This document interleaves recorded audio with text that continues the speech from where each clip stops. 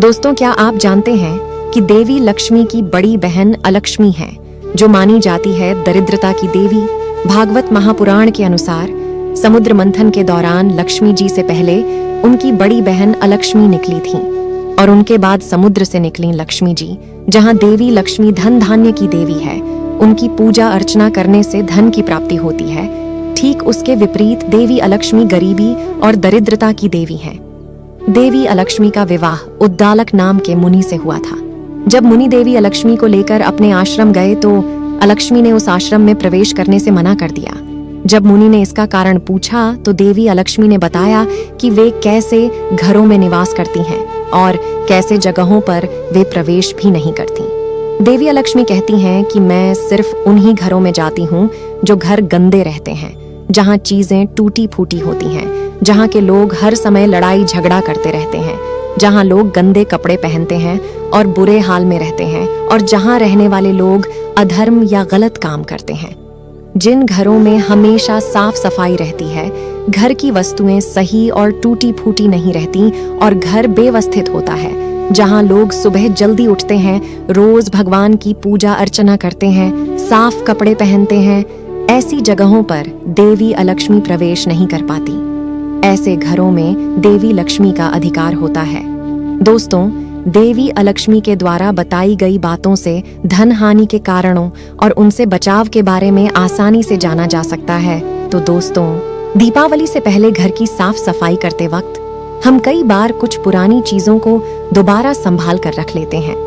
लेकिन क्या आप जानते हैं कि इन पुरानी चीजों से आपका मोह घर में नकारात्मक ऊर्जा का संचार करता है और सकारात्मकता को कम करता है।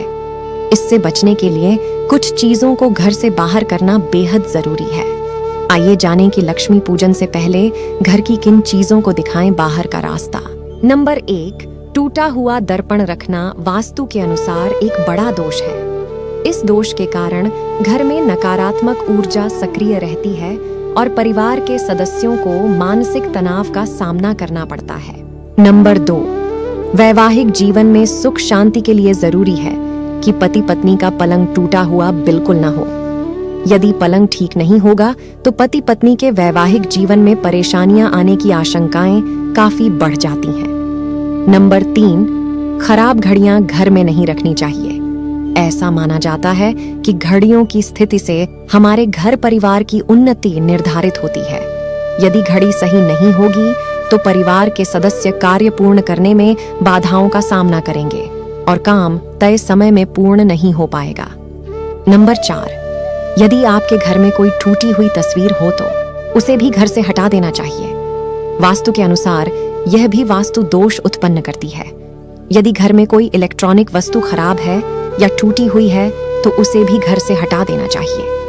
नंबर 5, यदि घर का मुख्य दरवाजा टूट फूट रहा हो तो उसे तुरंत ठीक करवा लें। दरवाजे में टूट फूट अशुभ मानी गई है। घर का फर्नीचर भी एकदम सही हालत में होना चाहिए। वास्तु के अनुसार फर्नीचर में टूट फूट बुरा असर डालती है। नंबर 6, टूटे डिब्बे, खराब खिलौने, बेकार सजावटी सामग्री, फटे कपड़े, टूटी चप्पल और पुरानी चादरें जितनी जल्दी हो सके निकाल दीजिए। घर में पिछले वर्ष के बचे दिए ना जलाएं, नए दिए खरीदें और दीपावली मनाएं। नंबर 7, वास्तु दोष उत्पन्न होने पर घर परिवार के सदस्यों को आर्थिक समस्याओं का सामना करना पड़ सकता है। जिस घर में वास्तु दोष होते हैं वहां पैसों की कमी बनी रहती है। इन दोषों का निवारण लक्ष्मी पूजन से पहले तुरंत कर लेना चाहिए। घर का भारी सामान या अनावश्यक वस्तुएं घर के दक्षिण पश्चिम भाग में रखना चाहिए। अन्य किसी स्थान पर भारी सामान रखना वास्तु के अनुसार अशुभ माना जाता है। घर में बाथरूम या रसोई घर के लिए पानी की सप्लाई उत्तर पूर्व दिशा में होनी चाहिए। दोस्तों, आशा करते हैं कि आपको मेरे द्वारा दी गई जानकारी पसंद आई होगी। कृपया वीडियो को शेयर करें, साथ ही हमारे चैनल से जुड़े रहें। अपना अमूल्य समय देने के लिए धन्यवाद। आपका दिन शुभ व मंगलमय हो।